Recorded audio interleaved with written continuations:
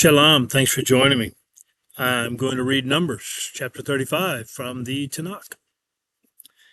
And Yahweh spoke to Moshe in the desert plains of Moab by the Jordan of Jericho, saying, Command the children of Israel that they shall give the Levites cities to dwell in from the inheritance of their possession. Also give the Levites open land around the cities. And they shall have the cities to dwell in, and their open land for their cattle and for their herds and for all their livestock. And the open land of the cities, which you give the Levites, are from the wall of the city outward 1,000 cubits all around.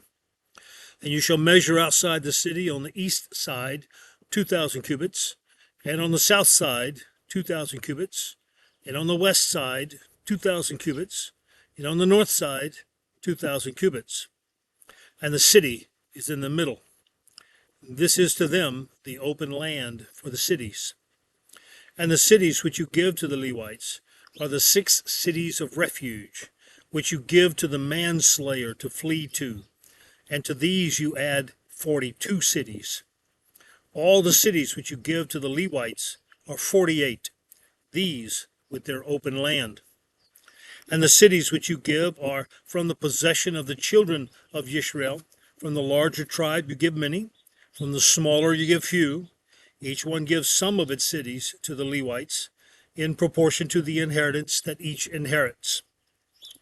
And Yahweh spoke to Moshe, saying, Speak to the children of Israel, and say to them, When you pass over the Jordan into the land of Canaan, then you shall choose cities to be cities of refuge for you, that the manslayer who struck someone mistakenly shall flee there.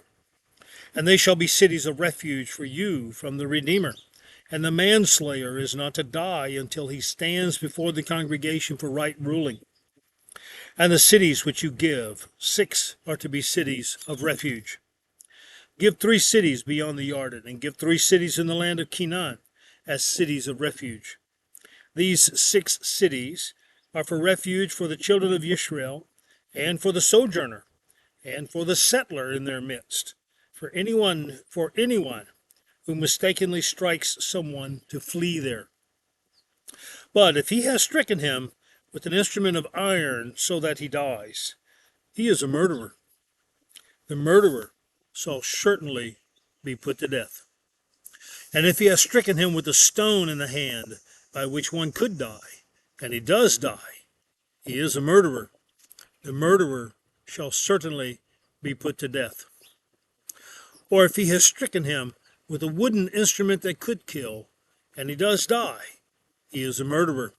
The murderer shall certainly be put to death. The Redeemer of blood himself puts the murderer to death.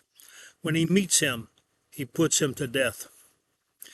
And if he thrusts him through in hatred, or throws an object at him while lying in wait so that he dies, or in enmity he strikes him with his hand so that he dies, the one who struck him shall certainly be put to death, for he is a murderer. The Redeemer of blood puts the murderer to death when he meets him. But if he pushes him suddenly without enmity, or throws an object at him without lying in wait, or uses a stone by which a man could die, throwing it at him without seeing him so that he dies, while he was not his enemy or seeking his harm, then the congregation shall judge between him who struck someone and the Redeemer of blood, according to these right rulings. And the congregation shall rescue the manslayer from the hand of the Redeemer of blood, and the congregation shall return him to the city of refuge where he had fled. And he shall remain there until the death of the high priest who was anointed with the set-apart oil. But if the manslayer at any time goes outside the limits of the city of refuge where he fled, and the Redeemer of blood finds him outside the limits of his city of refuge, and the Redeemer of blood executes the manslayer, he's not guilty of blood, because he should have remained in his city of refuge until the death of the high priest. But after the death of the high priest, the manslayer is to return to the land of his possession.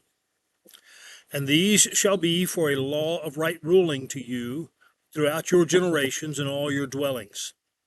Whoever strikes a being, the murderer shall be executed by the mouth of witnesses. But one witness does not bear witness against someone to die. And take no ransom for the life of a murderer who is guilty of death, but he shall certainly be put to death. And take no ransom for him who has fled to his city of refuge to return to dwell in the land before the death of the priest. And do not profane the land where you are, for blood profanes the land. And the land is not pardoned for the blood that is shed on it, except by the blood of him who shed it. And do not defile the land which you inhabit, in the midst of which I dwell. For I, Yahweh, am dwelling in the midst of the children of Israel.